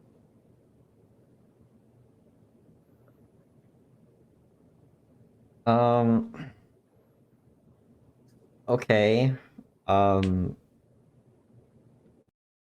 mean, we don't really know. I don't think we're ever gonna know.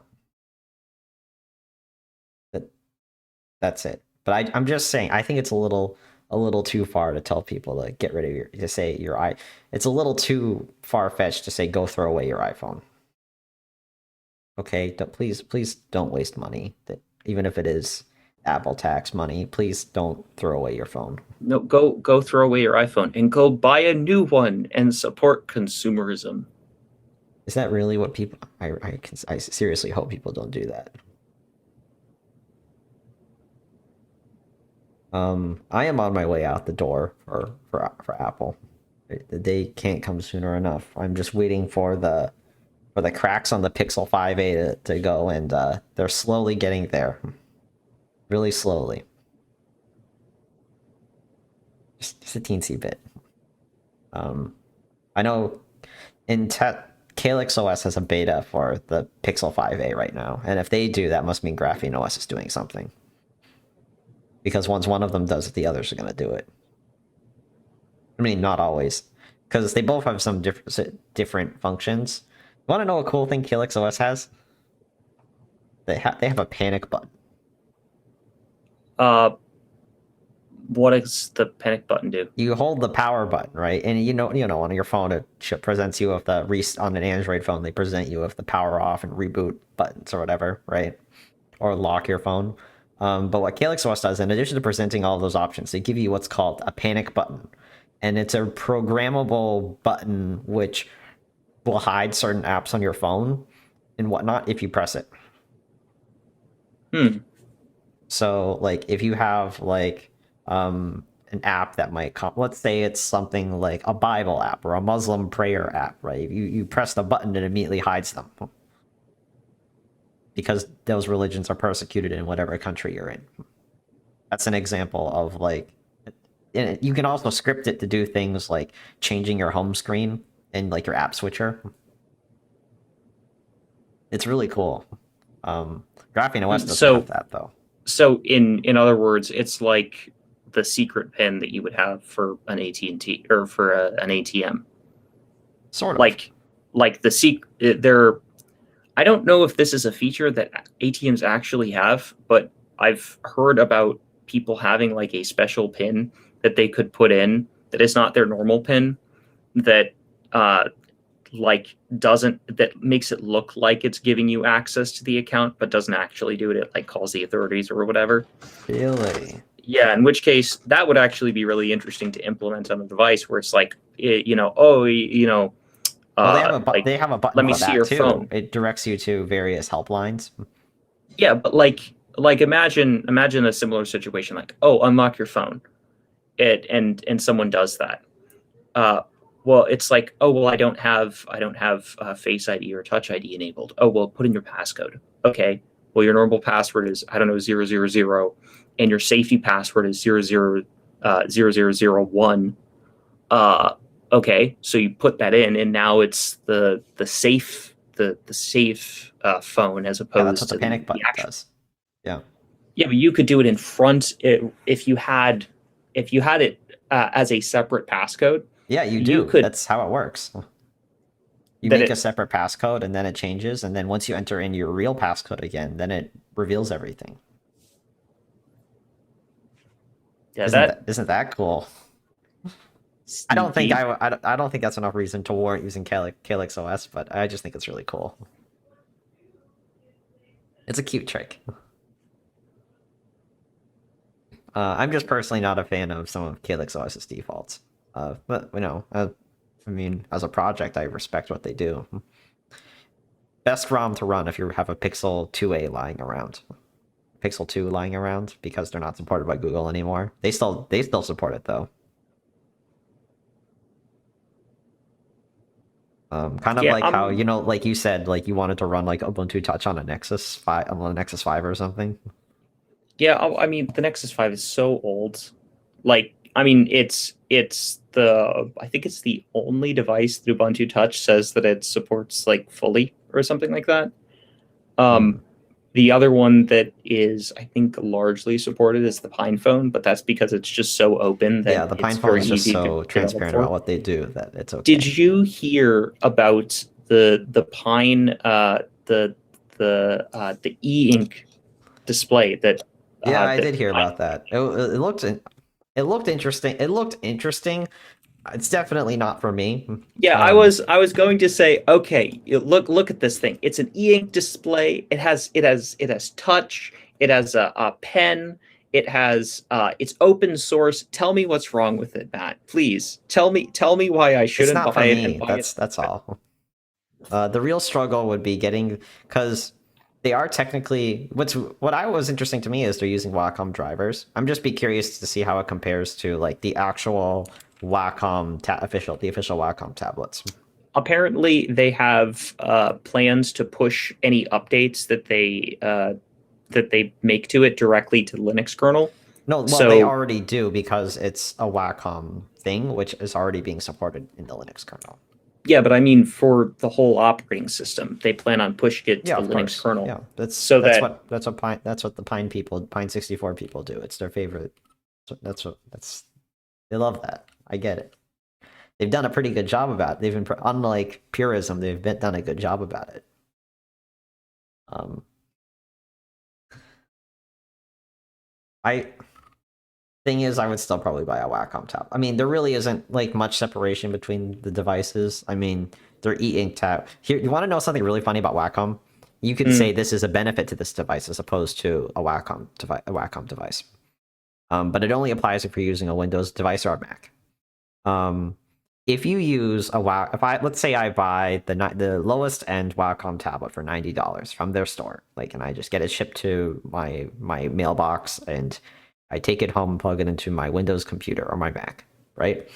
mm. And what will happen is they'll make you install drivers. Okay, that's fine, but their drivers actually phone home analytics by default.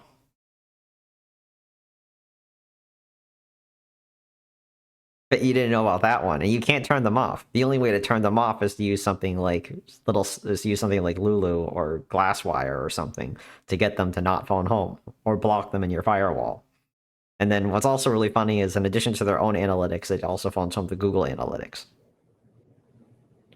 On But on and this is on Linux, it doesn't exist. and this is on for Wacom devices. Yeah, Wacom tablet devices, their drivers contain third-party analytics. So for something like is that why did you say that Wacom tablets have trouble uh, having support on Linux or a No, different kind no, of no. They work fine on Linux. Well, no, it's just on Windows and Mac because you have to install drivers from them. With Linux, it's just in the kernel. If even if you're using like the Libre distros, I'm pretty sure that even the Libre distros support it because it's open source, yeah, here's what under a free license. here's what I think that Apple should do, that I think people should be pushing Apple to do. I think Apple needs to look at Little Snitch and say, okay, we are going to make our version of that, and then you have a packet sniffer that's built into, I don't know, Activity Monitor. And in Activity Monitor, you can click on an application and see all of the, everything that's coming from it, every network communication that's coming from it, and actually have it listed out. Say, okay, this is all of the network traffic coming from this device. In which case, you can then block some things. The same way that you can like force quit an application. Like in Mac, you can still you can force quit kernel task in Mac OS, in which case your computer will crash, but you can do it. You can force quit, what is it, Secure X or whatever it is, if you want to. Or launch daemon. How about add privacy daemon? I think that's a more down to earth, yes. Add privacy D. I think it's you can force quit anything in Activity Monitor. In which case, what they need to do is they need to. I don't think they let you cancel launch D. Am I wrong? Don't do it right now. Let's see if it even gives me the button. I'll check to see if it gives me the button. And sort alphabetically, and L is the 9th letter of the alphabet. 10th. 11th. It's actually the 12th, but KL. Yeah, sorry, 12th. I always mix up L and I for some reason. Easy mistake.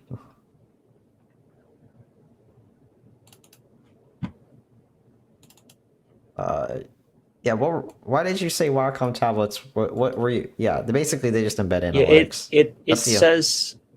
It says that I can quit launch daemon. Launch D. Like it gives me the pop up. You can even cancel launch D. In which case, the thing Apple needs to add is Apple needs to add a blacklist feature to Activity Monitor. I think if Apple integrated like little snitch-like features into macOS, they could do it from the Apple perspective and just like, okay, yeah, we're going to pretend everything's fine and like not block everything, which I know Little Snitch would disagree with. But Little you start Snitch there. and Lulu would beg to differ when you actually look at what's leaving your computer. But if Apple did have that feature that allowed you to blacklist them or blacklist things from macOS itself, that would be a very useful feature to have. You mean blacklist in terms of if they don't run? Yeah, like you could completely blacklist an application. Well, someone already made the program for you, specifically for Macs. Do you want to know who made it? Google's Macintosh operations team. And you can find this project for free on GitHub, open source, free license, and it's called, of all things, Santa. I don't know why they picked that name. But what it does is it restricts applications from... It's a terminal-only application, but what Google uses it for is to prevent uninstalled... You need to whitelist. The way they use it is to whitelist apps that you install, so that when someone does install a bad application, app file, or script, they can't run.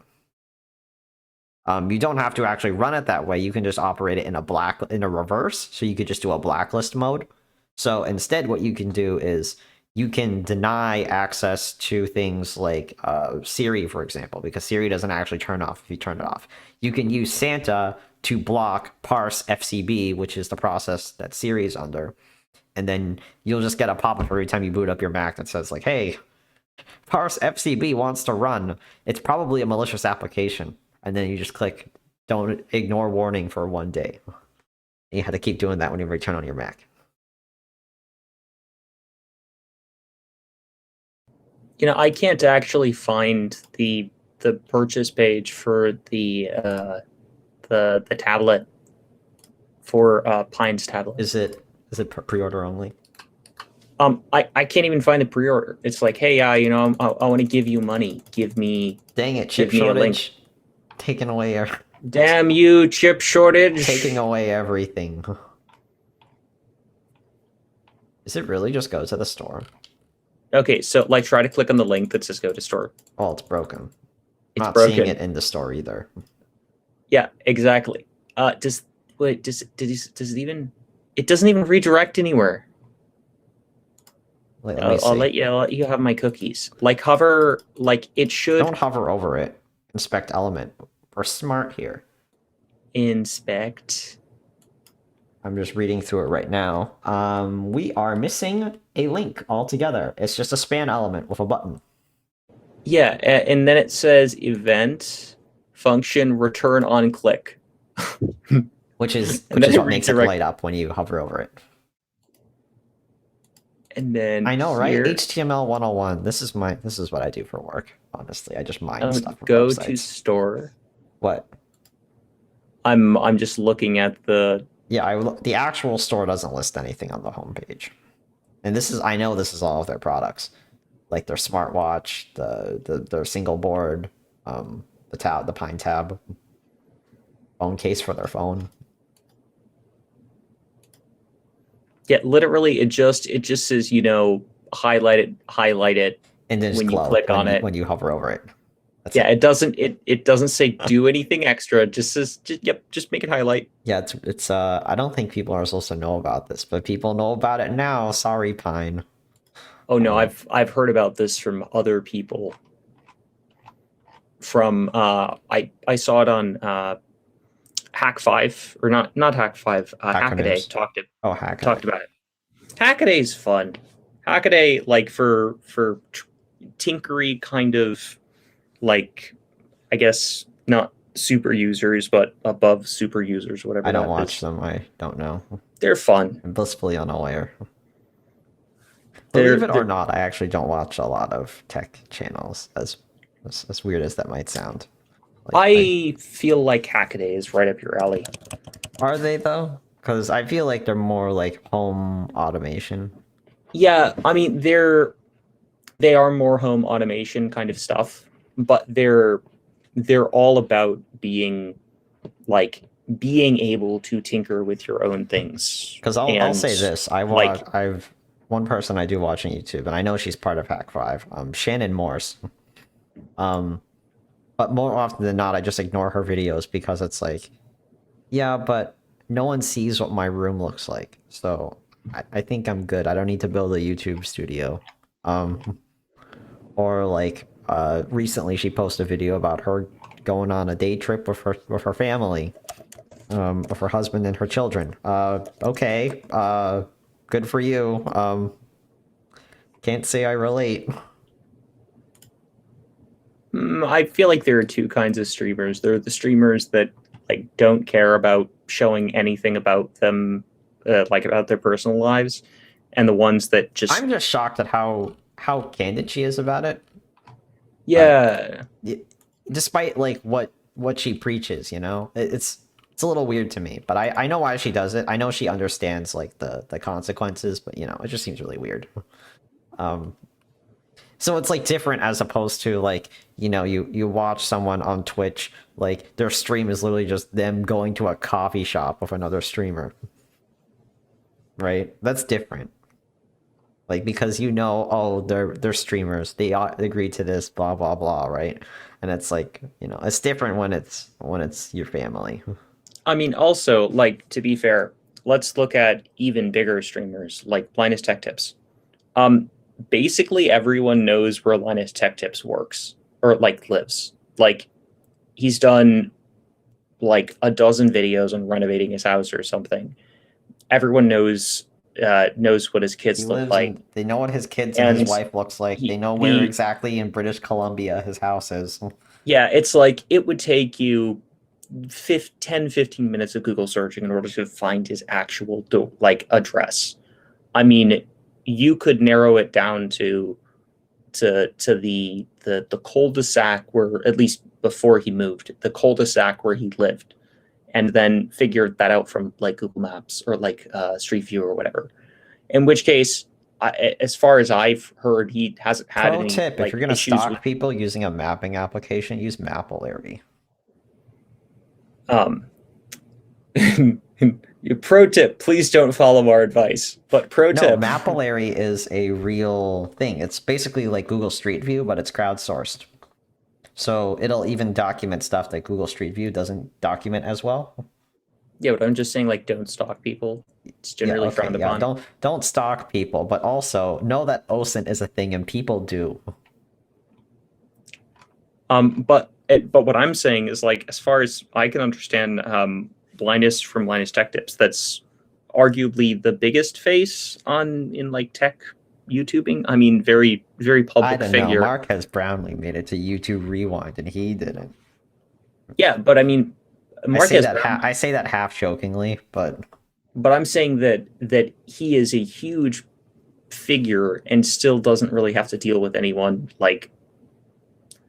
I'm like willing to bet they do. You just don't hear about it. yeah. I mean, maybe it's a matter of ignoring people to death, kind of a thing. Yeah. In which case, that is Also, generally here's the other the component of best. it: COVID in Canada. Yeah, Because with COVID in Canada, most people are still wearing masks. At least in my state, they reinstated various mask laws in various parts of the state. But what the way it works is like it's also easier not to be recognized if you're wearing a mask which covers most of your face. Just saying. I I didn't want to talk about masking because it's like can't we like have public health things not be a political topic? Just public health. No, Like doesn't I'm like just we can saying have if you everything else, most just people public are health. likely to be wearing masks because of local laws, and if you are, it covers most of your face, which makes you harder to recognize. But And I think in the but I'm past willing to though, bet it's because you just don't hear about it. Because I know for a fact, I've been following one streamer, and I remember her starting like years and years ago, and she got really big.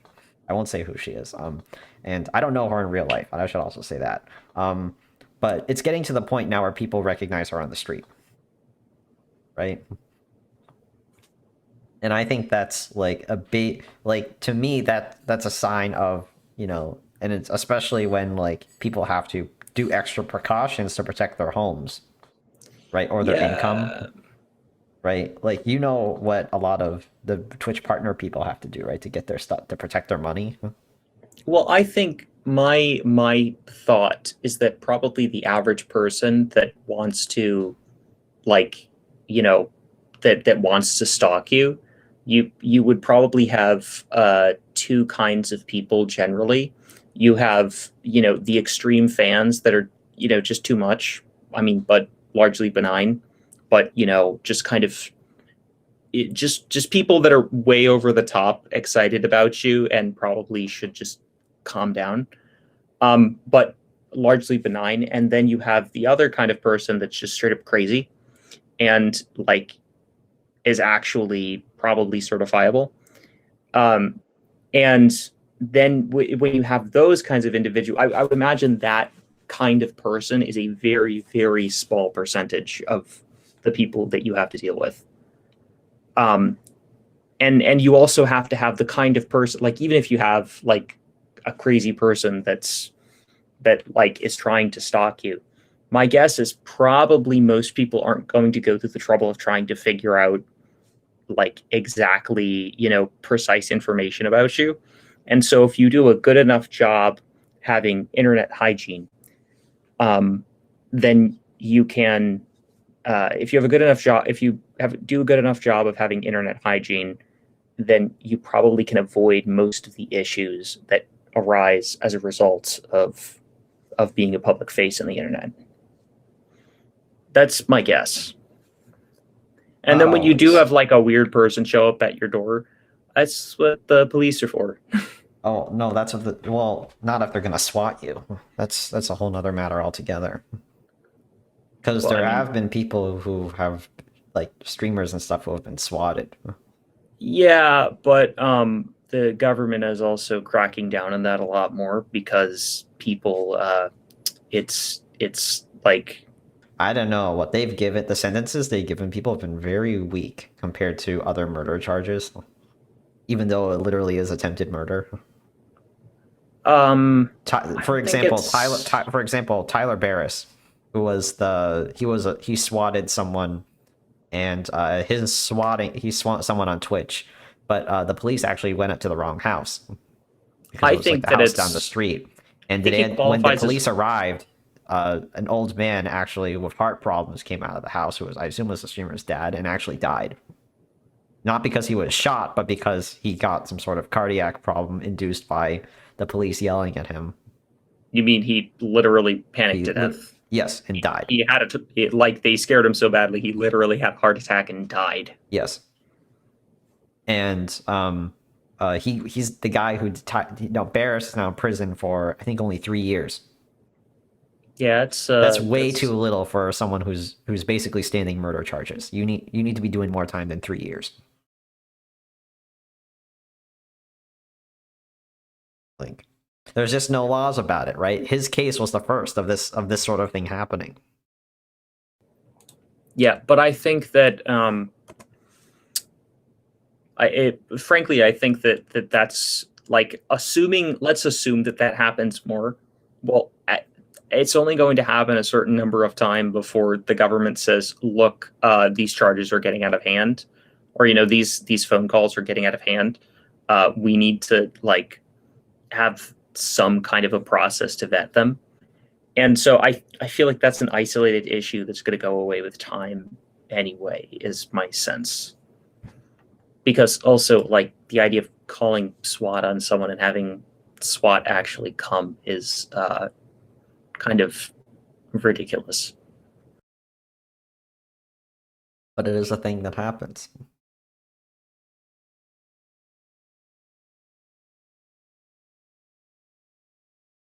It's just unfortunate. I think it's just really sad that we even have to get to this point and say, like, yeah, that people have to get swatted on the internet.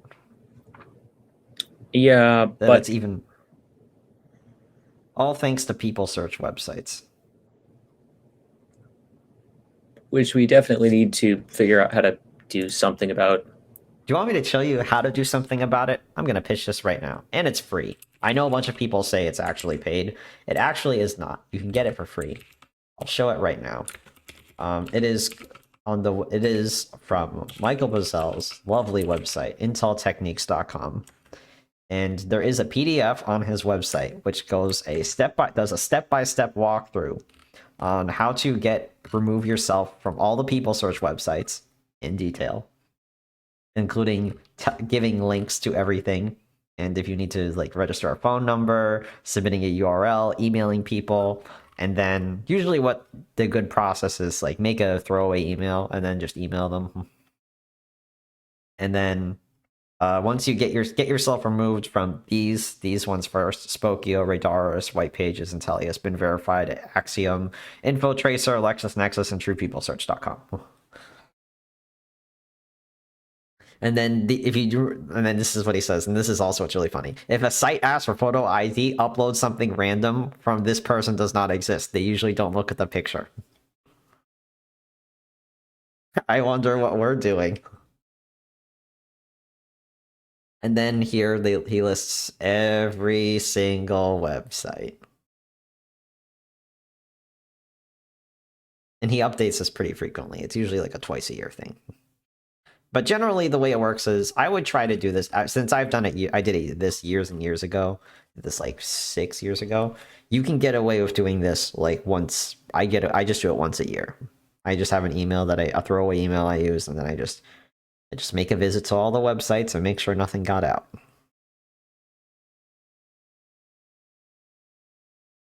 But what's funnier is I put my real name on addresses that aren't even possible or just don't exist. Yeah, And I just it's think trickled that down to these websites. So, for example, I once got some catalogs delivered. It was like some sort of like, I think it was what was it? It was something really weird. Cabela's, yeah. I ordered catalogs from Cabela's, but I ordered it with my real name, Matt, my last name, and then I ordered it to an address that doesn't exist somewhere in a big city near where I live.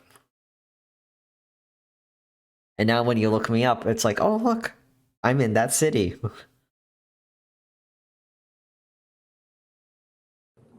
I see. This is the thing: is I feel like this is where I think that having a properly functioning like national ID card of some variety, if you actually figured out how to do it, would be helpful, because you could say, look, we have, I don't know, like a QR code, and if you use this, uh, then whatever it is that you send will get to me, but it doesn't tell you where it is that I live, and it doesn't tell you any information about me. And when you talk to like, I mean, I guess it's ultimately society is built on the fact that it is built on the idea of trust. I mean, that is kind of fundamental to society. But the problem is that we have too many people abusing the system of trust that we have right now, that it's kind of time that we do something about it to stop Why would they? having. When do politicians do anything for people, for the common good? They won't do anything about this because they've already taken the precautions to prevent this stuff from happening. I mean, unless you're time I can remember something like this happening to a politician was either Ajit Pai or Elizabeth Warren. I forget who, but I think maybe both of them. But one of them did. I know Ajit Pai, for example. People doxed him, and they started harassing him and his family at his house. Um, yeah, you may hate the guy because he's some sort of Verizon plant, but you don't have to go as far as to harass his family, okay? Like, I don't remember exactly why I thought of Elizabeth Warren. It was something. Was it related to 2020? I forget, but I don't remember. It completely escapes my memory. Um,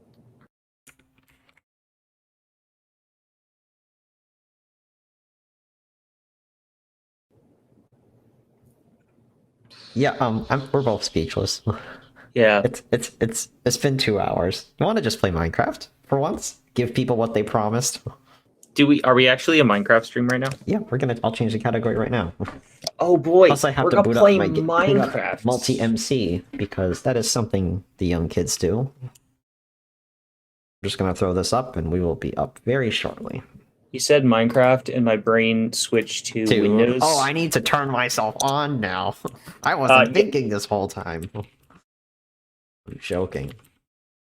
My brain switched over to Windows input commands on my Mac, and I'm like, wait a second.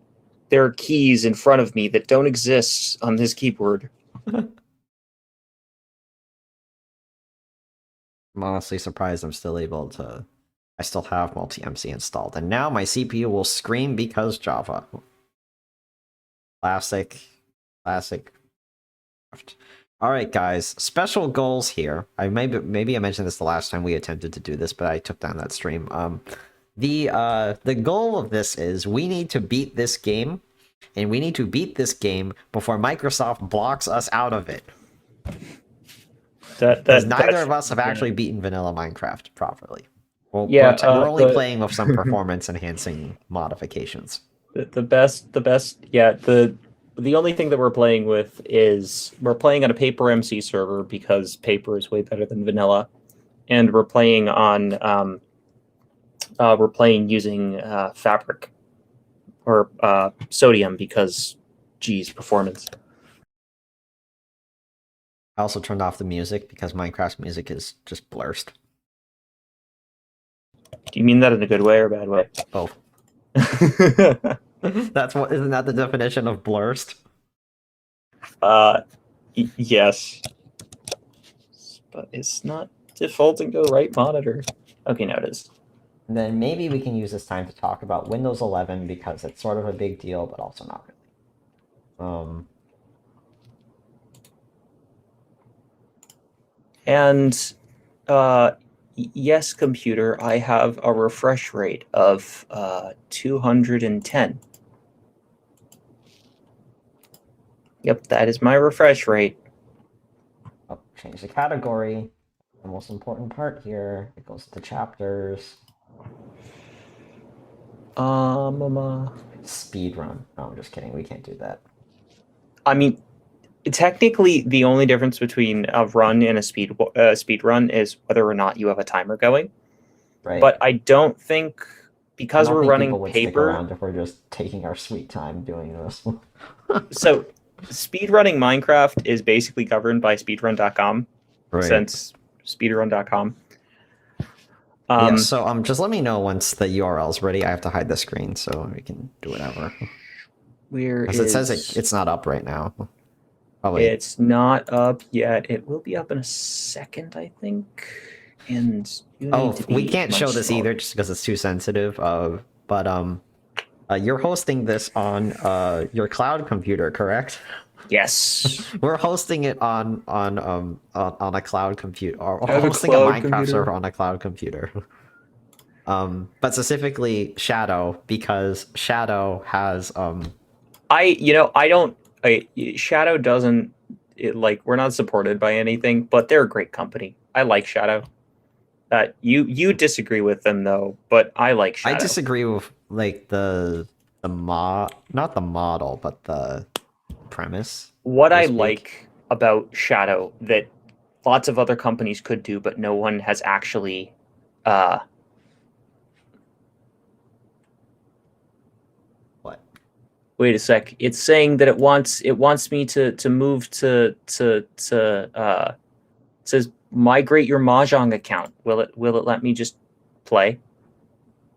I don't know. It didn't do that to me, but I'm usually using multi-MC.